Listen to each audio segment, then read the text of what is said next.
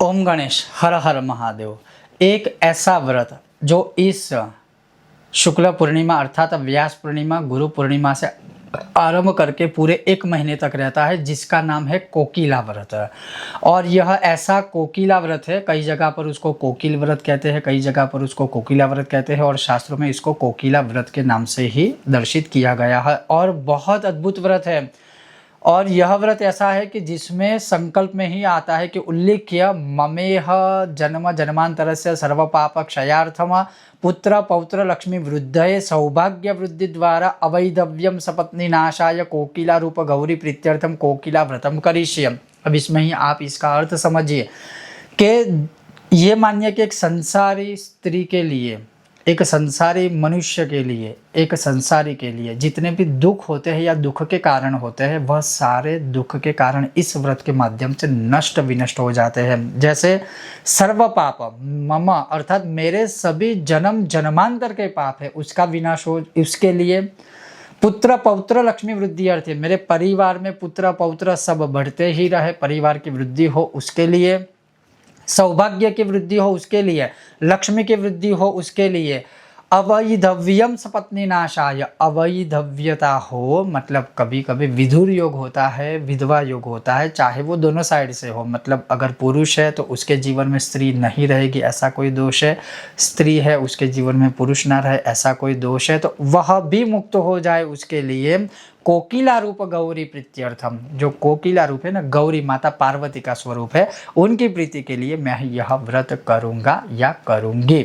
विशेष रूप से यह व्रत है, कई जगह पर सिर्फ स्त्रियों के लिए बताया है, कई जगह पर पुरुषों के लिए भी बताया है, लेकिन ये व्रत ऐसा है कि कोई भी कर सकता है, सबकी ऐसी कामना होती है कि इन सारे प्रकार की मनोकामनाएं पूर्ण हो। अब यह व्रत का महात्म्य, यह व्रत कैसे करना है, वही आज हमारा विषय है। और अवश्य मैं ये आपको कहूँगा या बिल्कुल रूप से कहूँगा कि 3 वर्ष का यह प्रयोग होता है, 3 वर्ष का यह एक व्रत होता है, कंपलसरी नहीं है, लेकिन 3 साल करने से इसका पूर्ण फल प्राप्त होता है।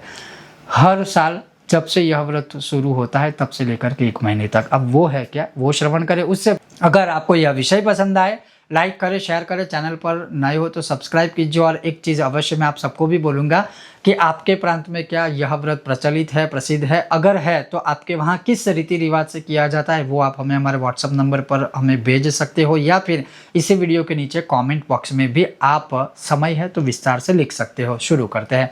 अब मैं सबसे पहले इसका महात्म्य आपको हमारे शास्त्रों के अनुसार संस्कृत में बता दूं कि लिखा है कि आषाढ़ पौर्णमास्याम तो संध्या काले ही उपस्थित संकल्पयन् मासमेकं श्रावणे प्रत्यहं ययं स्नानं करिष्ये नियमात् ब्रह्मचर्य स्थिता सती भुक्ष्यामि नक्कम भूषयाम करिष्ये प्राणिनां दयाम इत्युक्त्वा, फिर वहां से सारे नीति नियम संस्कृत में लिखे हुए हैं। लेकिन मूल अब श्रवण करें कि आषाढ़ शुक्ल पूर्णिमा से, अब कई जगह पर अमावस्यांत गिना जाता है, कई जगह पर पूर्णिमांत, तो आप जहां पर उस हिसाब से, लेकिन मूल बात यह है कि यह जो पूर्णिमा आ रही है आषाढ़ माह की, वहां से यह शुरू होता है और अगले आने वाली पूर्णिमा तक जो है यह 1 महीने तक व्रत रहता है। अब इस व्रत में जैसे शाम को कहा है कि पूर्णिमा की शाम को सायं काल में जो कोई यह व्रत करना चाहता है हाथों में जल लेकर फिर वो संकल्प करे। कौन सा संकल्प, तो मैंने जो संस्कृत में बताया आप उसी संकल्प का अनुवाद हिंदी में कर सकते हो। जैसे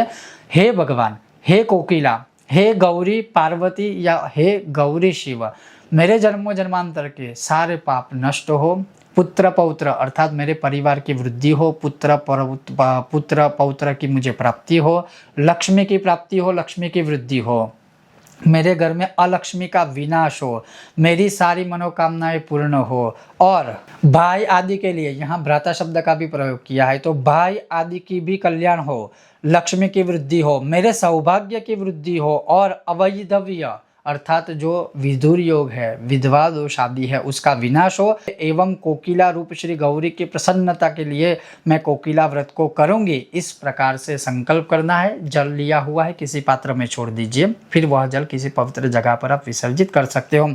अब इसको सायं काल में ही, मतलब पूर्णिमा की सायं काल को, संध्या काल को यह संकल्प करना है। भगवान के सामने बैठकर अपने मंदिर में ही गौ माता के घी का एक दिया प्रज्वलित करें साक्षी स्वरूप, और फिर यह संकल्प लें।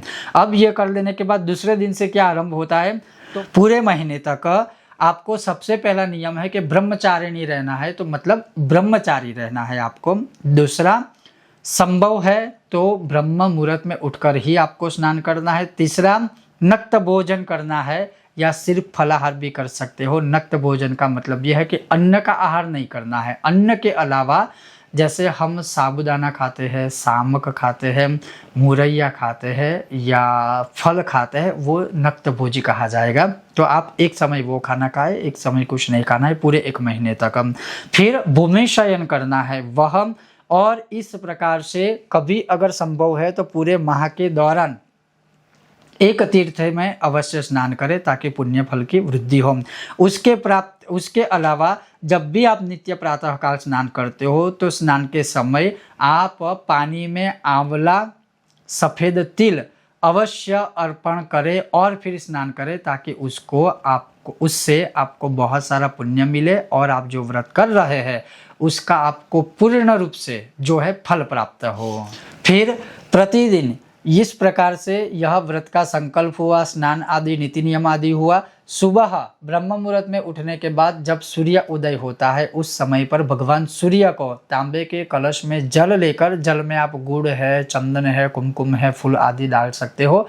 आपको कंपलसरी 1 महीने तक भगवान सूर्य को अर्घ्य देना है, और आपको जो मंत्र है, ओम सूर्य नारायणाय नमः, सूर्य भगवान के 12 नाम है, कोई भी मंत्र है वो मंत्र बोलते हुए भगवान सूर्य को आपको अर्घ्य देना है। अर्घ्य आदि देने के बाद फिर जो मूल है, जो गौरी शंकर है, गौरी है जो कोकिला स्वरूपिणी गौरी, और भगवान शिव है, तो गौरी शंकर की यथाशक्ति पूजा करना है। उसमें आप पार्वती मैया की, शिव जी की अर्थात शिव शक्ति की पूजा कर सकते हो। अगर आप घर में हो, माता रानी है, तो उनको गौरी स्वरूप मान के उनकी पूजा कर सकते हो। पूजा में क्या करना है, तो पूजा में जैसे आप हर रोज अभिषेक कीजिए, माता रानी को स्नान करवाइए, शिव जी को स्नान करवाइए। वह करवाने के बाद आप माता रानी को श्रृंगार अर्पण कीजिए, कुमकुम का टीका लगाइए, चंदन का टीका लगाइए, माता रानी को अच्छे से वस्त्र आदि पहनाए। पूरे महीने तक ऐसे ही आपको व्रत करना है, और इसी प्रकार से यह व्रत करना है पूरे महीने तक। उसका उद्यापन आदि पहले वर्ष में नहीं है, तीसरे वर्ष में करना है। तो इस प्रकार से पूरे महीने आपने व्रत किया। उसके पश्चात जब आप अगले महीने की जब पूर्णिमा आती है तो सायंकाल को ही जो आपने संकल्प पूरे महीने का लिया था, फिर से पानी आपको, जल आपको हाथ में लेना है, और अगेन माता रानी के सामने या मंदिर के सामने या शिव शक्ति के सामने या शिवालय के सामने, पहले दिन आपने जहाँ संकल्प लिया था ना, उसी प्रकार से जो अंतिम दिन है इस व्रत का, वही बैठकर अगर संभव है तो संकल्प छोड़ना है कि मैंने पूरे महीने तक नीति नियम आदि के साथ जो मैंने संकल्प लिया था, उस संकल्प के साथ मैंने यथाशक्ति व्रत किया है। हे कोकिला स्वरूपिणी गौरी, आप इसका स्वीकार करें। हे शिव, आप इसका स्वीकार करें, और मेरे संकल्प के अनुसार मेरी जो मनोकामना थी वह आप उसे पूर्ण कीजिए। बस इस प्रकार से आप संकल्प छोड़िए, फिर क्षमा याचना कीजिए। अब यह थोड़ा महात्म्य आगे श्रवण कीजिए कि यह व्रत सबसे पहले जो है वशिष्ठ मुनि ने कहा था।